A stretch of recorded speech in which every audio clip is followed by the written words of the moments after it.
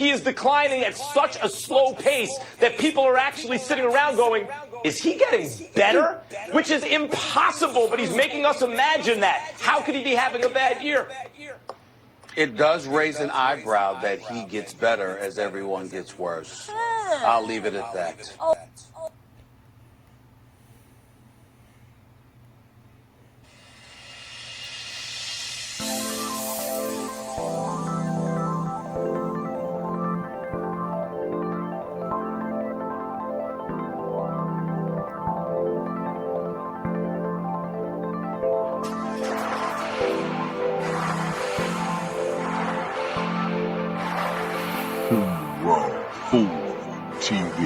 TV.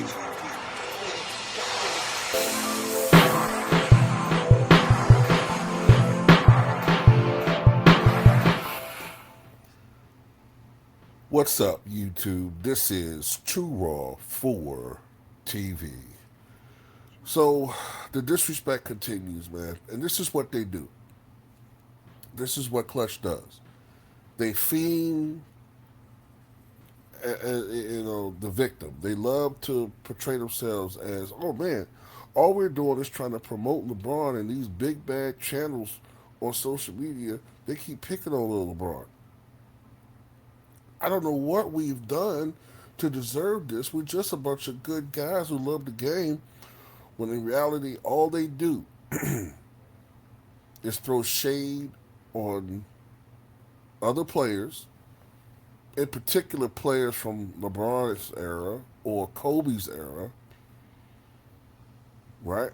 Hell, they'll throw shade on anybody that's getting any shine from this era if it distracts too much from the Golden Goose. But it's a constant thing they do, man, and they make ridiculous comparisons.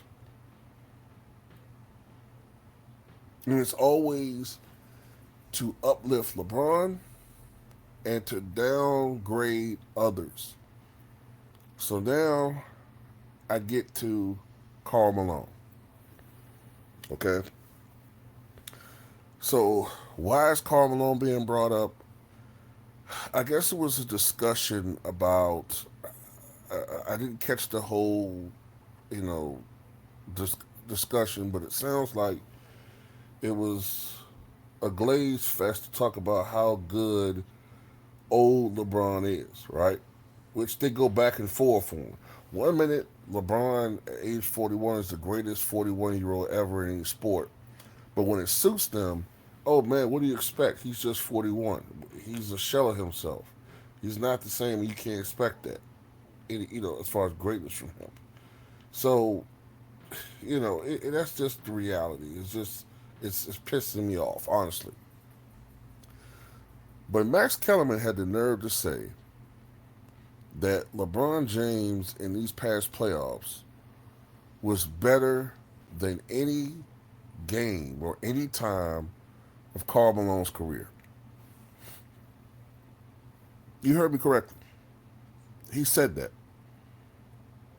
LeBron James this past year in the playoffs, so like when he's needed to be at his best, was better than Karl Malone ever was a day in his life in the NBA.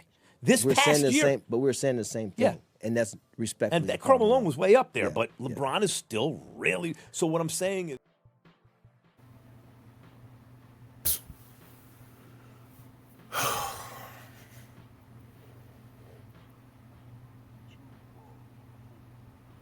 So Karl Malone this past year, LeBron James this past year, age 41, is better than prime Karl Malone. So what you're saying is he's better than Michael. What you're really saying, honestly, is that 41-year-old LeBron is better than prime Michael Jordan, or close to prime Michael Jordan. That's essentially what you're saying.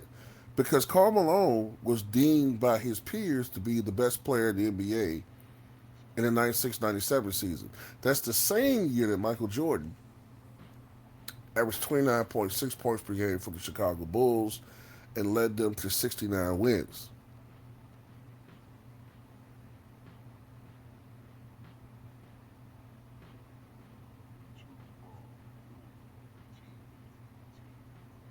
So I'm trying to figure out, what are you trying to say here, man? Like, this goes beyond glazing. Okay, now it's to a point where you guys are just saying any fucking thing, and I know where this comes from. You're mentioning Malone, but this is more about Jordan and downgrading his legacy, downgrading his competition. And you think because Karl Malone is tied to some unsavory accusations, that people are going to be afraid to step up and speak the truth when it comes to Karl Malone. I don't give a fuck about none of that shit. If you guys not going to hold Josh Giddey accountable, I don't want to hear nothing about Karl Malone. I just don't want to hear it. I don't care. If you don't care about Josh Giddey, I don't care about Karl Malone. Hell, the family didn't care. When I talked about Josh Giddey, y'all told me, hey, if the family don't care, why do you care? Well, goddamn it, I feel the same way about that black family. But, you fake wannabe pro-black LeBron fans, well, you know what, I'm not even going to go there. Let's just check something out here, man. LeBron James last year, in that series against the Rockets, right? 23.2 points, 7.2 rebounds, 8.3 assists, 1.3 steals, 43.2% shooting from the floor, 30% from downtown, 73.9% from the foul line. So that production against a Rockets team that did not have Kevin Durant for all but one game, did not have Fred VanVleet, right? Did not have, what's the center name he's played for OKC? Can't think of his name right now. Did not have him either. I think it was missing another guy. That's better than what Karl Malone did against the Lakers in 1998. When Karl Malone led a sweep against a Lakers squad that had 4 All-Stars. Karl Malone in that series averaged 30 points, 10.3 rebounds, 4.5 assists on 50.6% shooting, 82.6% from the line. And he beat a team that had 4 All-Stars with Kobe, Shaq, Nick Van Exel, Eddie Jones.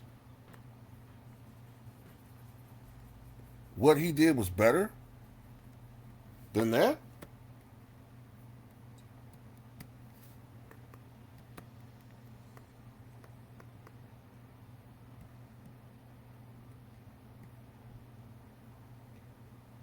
I'm lost here.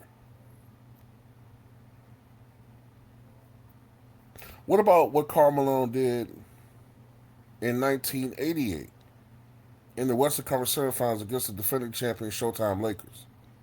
You know, that Showtime Lakers that features future Hall of Famer at the time, Magic Johnson, future Hall of Famer James Worthy, future Hall of Famer Kareem Abdul-Jabbar, future Hall of Famer Michael Cooper, Byron Scott, who was just always on the precipice of being in his prime, an all-star, giving you 18, 20 points a game in his best years. One of the best three-point shooters of his era. Remember, young Stockton Malone led that team to 7 games against the defending champions in a surprisingly strong series against the eventual repeat champion Lakers. Karl Malone, who against that team averaged 28.7 points, 11.7 rebounds, 1.3 steals on 49.4% shooting. LeBron's better than that guy? We talk about the same Karl Malone that often never had any real consistent offensive help on those Utah Jazz teams. So it was easy for teams to key in on him. That same Karl Malone, the same Karl Malone that had to go up against the mighty Chicago Bulls. Matter of fact, let me point something out here, because people love to talk about how Karl Malone is a loser and all that. I want to give you guys a reminder about something. I want you guys to pay attention to the teams that the Utah Jazz played every fucking year between 1988 and 2003. That's a 15-year run. In 88, in the first round, they played against Clyde Drexler's Portland Trailblazers, who they beat 3-1, and then they lost barely to the defending NBA champion Showtime Lakers, right? The very next year in the playoffs, they lost to a Golden State Warriors team, right? That had on its roster Chris Mullin, Mitch Richmond, Manute Bol, and Larry Smith, right? They lost to that team. Then the next year, they lose to a Phoenix Suns team that has Kevin Johnson, Tom Chambers, Jeff Hornacek, Eddie Johnson, Dan Marley, right? They lost to that team. They weren't losing to dilapidated ass, depleted Rockets teams, or excuse me, beating depleted fucking Rockets teams, or you know, uh, losing to choke artist ass fucking Timberwolves teams. They were playing some real teams, man. 91, they beat that Phoenix Suns team, and then they lost in the conference finals to the Portland Trailblazers. You know, the same Portland Trailblazers that the very next year competed for a championship with Jordan's Bulls,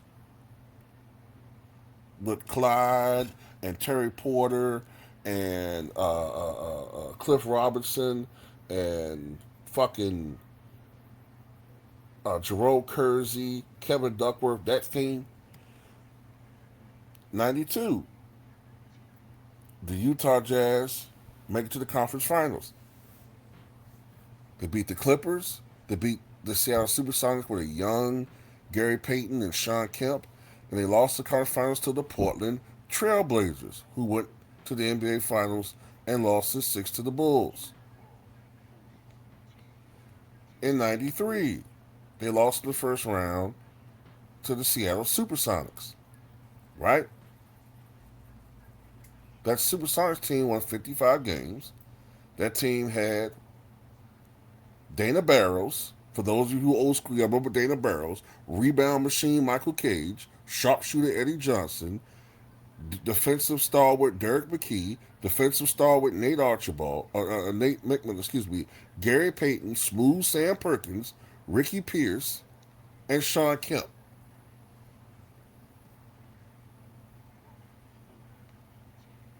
The next year, 94, they beat the San Antonio Spurs with David Robinson. Then they beat that upstart Denver Nuggets team that upsetted the Sonics that year. And then they lost to a Kings Rockets in the conference finals. In 95, they lost in the first round to a Kings Rockets. So these motherfuckers are playing Hall of Famers and perennial All-Stars every fucking postseason. Can LeBron James say that shit? No, he can't. He can't say that. In 96, they beat the Portland Trailblazers, right? Then they beat the San Antonio Spurs. Dave Roberts defending MVP, right? This is the last year Dave Robinson was dominant before the knee injury. But then they lost to the Sonics team. They went to the finals and won 64 games. And then, of course, in 97, they beat the Lakers in the first round with Kobe and Shaq and those guys. Then they beat the Houston Rockets in the conference finals. But before that, they beat the Clippers. Then, of course, that's when John Stockton hit the shot against the Rockets with Barkley, Drexler, and Olajuwon, and they lose to the Chicago Bulls. But in '98, they beat the Rockets in the first round. They beat the Spurs. They sweep the Lakers and lost to the Bulls. Do you know how many Hall of Famers they're playing every fucking year? In '99, they played Chris Webber and the Sacramento Kings, but they lost to the Portland Jailblazers in the semifinals. Now, this is when they're getting old, but they're still competitive. Karl Malone isn't begging his general manager for a super squad or help. They're just rolling the dice and going with it. In 2000, the first round, they beat the Seattle Supersonics. One of those games, Karl Malone scores 50, the oldest player in playoff history to score 50. But they lost to Portland Trailblazers, that same Portland team that blew the four-quarter lead against the Lakers. 2001, they lost to Dirk Nowitzki and Dallas Mavericks. 2002, lost to Chris Webber's Kings. In 2003, they lost to Chris Webber's Kings. And then Stockton retires. Malone goes to the Lakers. And I can't remember that playoff run, but ultimately they lost to that Detroit Pistons team, right? So look at all the great teams that Karl Malone's playing against every year. I need to write down, and I think I'm going to do that for my next video. I'm going to write down every Hall of Famer that LeBron James has played in the playoffs versus every Hall of Famer Karl Malone has played in the playoffs. And I guarantee you, Karl Malone went up against more All-Stars and Hall of Famers than LeBron James did. I guarantee you. Man, that's all I got to say about it, man. So what you guys think? Too raw for TV.